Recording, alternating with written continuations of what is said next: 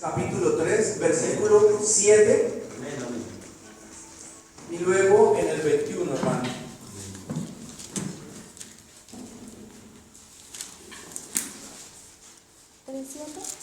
¿3? Versículo número 7. Génesis 3, 7. Y luego pasamos en el mismo 3 al 21. Me dicen amén para que me acompañen allí mentalmente, hermanos. Dice: entonces fueron abiertos los ojos de ambos y conocieron que estaban desnudos. Entonces cosieron hojas de higuera y se hicieron delantales. Pasemos al 21. Y Jehová Dios hizo al hombre y a su mujer túnicas de pieles y los vistió. Pónganse cómodos, hermanos. Gloria a Dios. Hermanos, he titulado la enseñanza para el día de hoy: ¿qué significado tiene para usted las vestiduras de Jesús? Y como un subtítulo, ¿cuáles trae usted? Vemos allí, hermanos, en la palabra nos enseña que Adán y Eva pecaron. Ellos desobedecieron, y cuando desobedecieron se encontraron que abrieron sus ojos espirituales y vieron que se encontraban desnudos.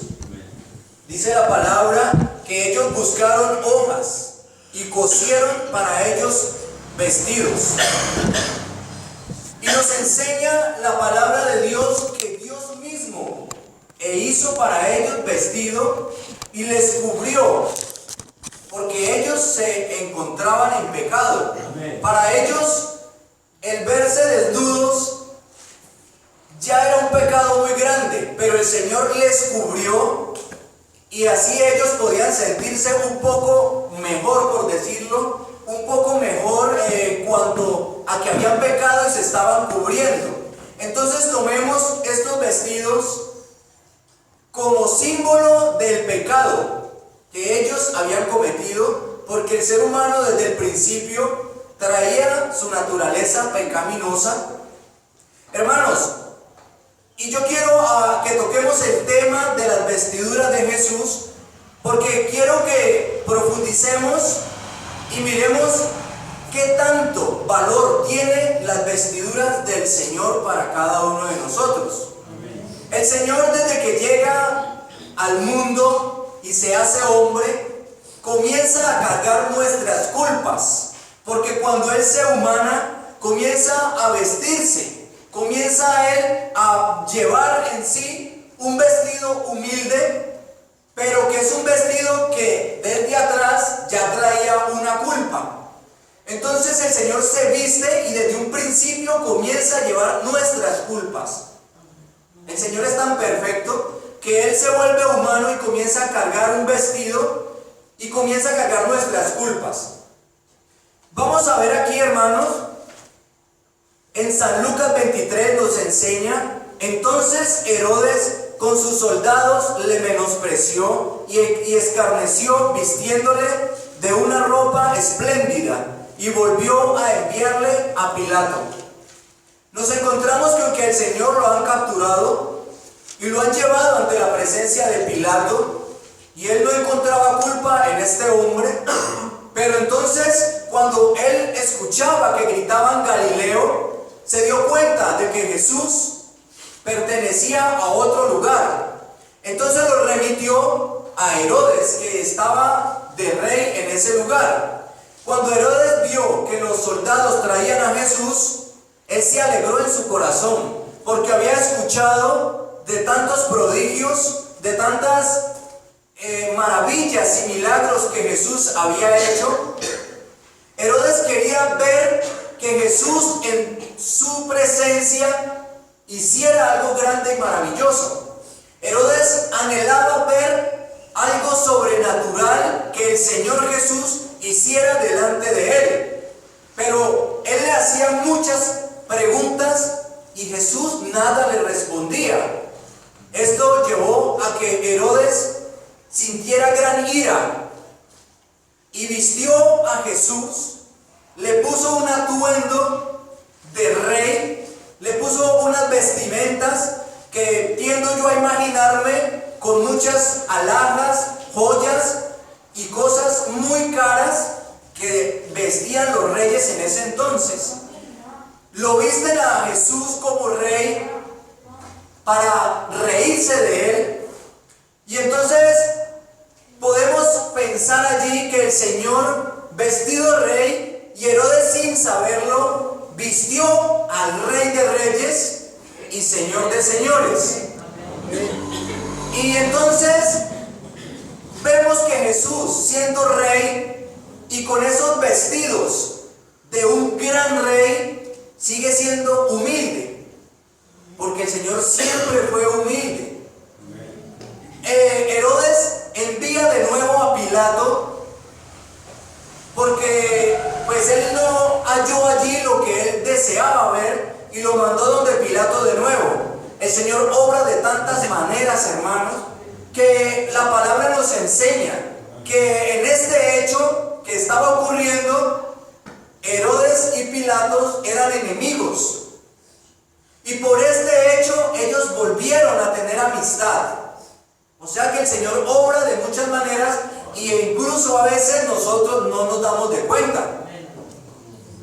Vemos que la humanidad se viste con grandes atuendos, y en ocasiones buscamos lo mejor para vestirnos, compramos ropa cara, incluso a veces vestimos joyas, nos echamos perfumes muy caros. Hermanos, la humanidad tiende a tapar con sus vestimentas, con perfumes caros y joyas, tiende a tapar el egoísmo que lleva dentro. La humanidad tiende a disimular lo que es en realidad una naturaleza pecaminosa, egoísta, con rencores. Y entonces vemos que queremos demostrar lo que no somos, porque el ser humano es infeliz. El ser humano no encuentra la solución. Cada 15, cada 8 días, en cada fiesta, en cada lugar como se viste, no encuentra una felicidad que solo Dios puede brindar. Y entonces nos cubrimos de muchas cosas que a la realidad son baratijas, y nos ponemos harapos, pero no encontramos la felicidad que el ser humano busca, ni siquiera vistiéndonos como reyes. Hermanos, aquí vemos que en Mateo 27-28 nos enseña y dice: desnudándole, le echaron encima un manto de escarlata. Esta vestimenta que tenía el Señor puesta en este momento fue una capa que usaban los soldados, de color rojo. Hermanos, este manto que el Señor se permitió, porque es que Él se permitió que se lo pusieran encima, a Él lo desnudaron y le pusieron ese manto. Este color rojo simboliza la sangre de todas las personas inocentes y de todos los muertos en las guerras. Significa la violencia que el ser humano lleva consigo, esa sed de venganza. Este rojo significa, hermanos, que el Señor se puso sobre él todo el dolor del ser humano, de las muertes, del odio, y nos da una enseñanza allí de que el ser humano odia a su prójimo, que el ser humano no tiene amor ni respeto por la vida de los demás. Mire las vestimentas que lleva él aquí, y es un color rojo que significa tantas cosas, y el Señor antes de morir llevó todas nuestras cargas. Luego nos enseña que lo llevaron y le quitaron esa capa y le pusieron otra vez sus vestiduras.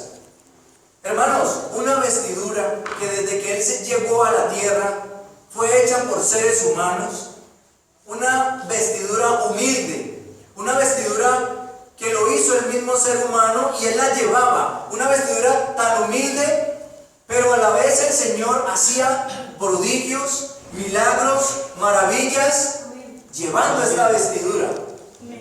Hermanos, podemos ver que el Señor muere y Él asciende, y la vestidura que lleva ahora es una vestidura de poder, una vestidura humilde, santa, poderosa y perfecta. Vemos en la historia de una mujer que llevaba 12 años. En San Marcos 5:28 nos dice: si tan solo tocare el borde de su manto. Una mujer que llevaba 12 años padeciendo una enfermedad, el flujo de sangre, y no había encontrado un médico que le sanare, y había gastado toda su plata, y me imagino que tenía muchas cosas que vendió para buscar una sanidad. ¿Usted vendería lo que tiene por buscar una sanidad? Esta mujer, 12 años padeciendo, y dice la palabra que en cambio era para mal, porque peor se ponía. Y ella comienza a tener algo por dentro, a pensar, a llevar una fe. Comienza a buscar de Dios. En ese momento cuenta que el Señor pasaba por ese pueblo porque iba a casa de un comandante que le había rogado para que fuese a sanar a su hija, porque estaba que se moría. Y entonces este hombre fue a buscar a Jesús para que fuese a su casa, pero la mujer sabía de que Jesús iba a pasar por este pueblo, y lo que hizo fue buscar de Dios, pero había mucha gente que rodeaba a Jesús, entonces ella no podía acercarse. Ella hizo lo que usted y yo tenemos que hacer, hermanos: estirar nuestra fe y alcanzar el manto de Jesús, buscando la sanidad, buscando la respuesta a nuestros problemas. Hermanos, no debemos de dudar que el Señor, si tan solo con su manto sanó a esta mujer, hermanos, nosotros metidos en la presencia del Señor alcanzamos muchas victorias. Hermanos, hay una anécdota que nos cuenta un hombre profesional en el arte de la pintura. Buscaba pintar un cuadro, y era el cuadro de los apóstoles y Jesús. Y entonces había encontrado a unos hombres para que posaran y poderlos pintar, y faltaba Judas y Jesús. Él comenzó a andar el mundo a buscar quién tuviera ese perfil, y encontró un hombre con un carisma, un rostro alegre, feliz, y lo llamó y le dijo: venga, ¿usted por qué no me sirve? Yo estoy pintando un cuadro y me falta Judas y Jesús. Yo veo en usted el reflejo de Jesús, alegría. Veo en usted un reflejo, algo bonito, maravilloso, una presencia. El hombre orgulloso le sirvió para que lo pintase, y al cabo de unos años el pintor siguió buscando a otro hombre que reflejara a Judas, y por allá en un lugar encontró a un hombre con su imagen desfigurada, con un rostro que emitía horror, orgullo, envidia, muchas cosas, y lo llamó y le dijo que si le podía servir para él poder pintarlo y poder asemejar a Judas. El hombre soltó el llanto y comenzó a decir que él había sido el mismo hombre que le sirvió para pintar a Jesús. Hermanos, él lloraba porque se despojó de las vestiduras que Dios un día había puesto en él. Se despojó y comenzó a pecar, comenzó a buscar el mundo y se olvidó del manto que el Señor le había puesto.